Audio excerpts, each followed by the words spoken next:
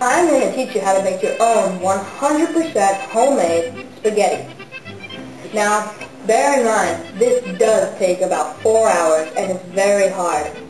So, probably the first time you try it, it's not going to come out exactly as you want it. But just keep at it, and soon you'll be able to make your own homemade gourmet noodles. This recipe can be applied to not only pasta noodles, but you can use it to make ravioli, tortellini, and customize your own noodles, which is really fun.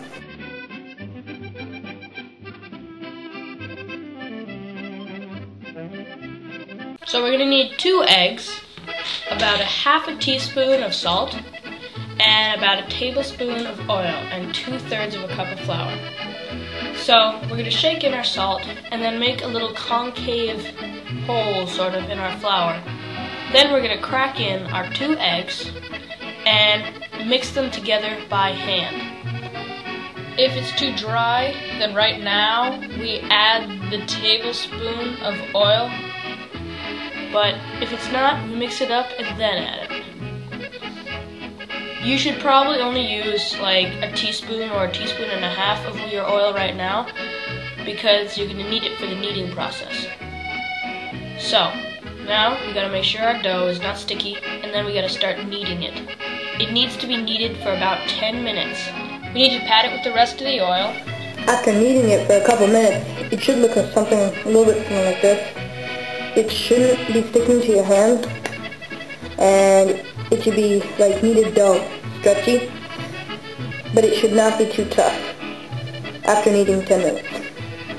Now, what you need to do is you need to put it in a piece of cloth and let it sit for an hour.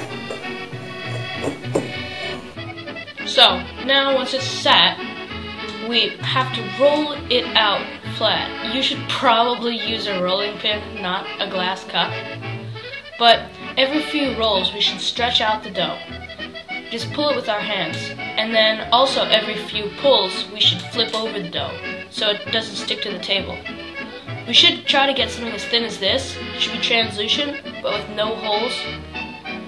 Next, we're going to need 2 tomatoes, 1 small pepper, 1 large onion, about a tablespoon of basil, tablespoon of oregano, and a tablespoon of garlic, and some extra tomato sauce if you want it to be thicker.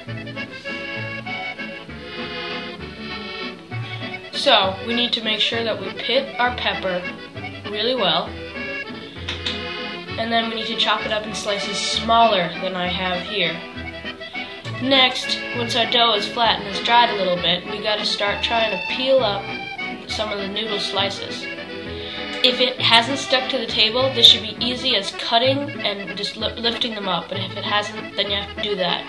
You should get a nice field of noodles. This could take a while. Next, we have to dice our onions very small. You should probably also dice them smaller than I'm doing here. Then we need to brown them, and now start the water boiling. We should now either chop up our tomato or use a food processor or this nifty thing I used to mash it up, sort of, but still chop it. Next, we need to collect our noodles and put them onto a plate so we can pour them all into the water.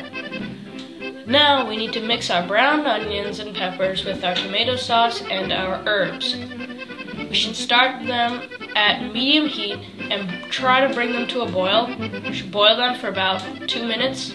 Make sure you crush out the tomatoes and make them into paste. You gotta bring it up to a boil and keep it there for 2 minutes, and then we gotta simmer it for about 10 minutes, uncovered. So, now we gotta start our noodles boiling once the water is boiling. Now we gotta start browning our meat. Make sure the pieces are broken up and browned on all sides. Our noodles should be boiling, and you need to remember to stir them about every 2 minutes, or put a dab of olive oil in. So now I need to strain the noodles and mix the sauce in with the meat. We should just heat that up, and then we are ready to serve on top of the noodles.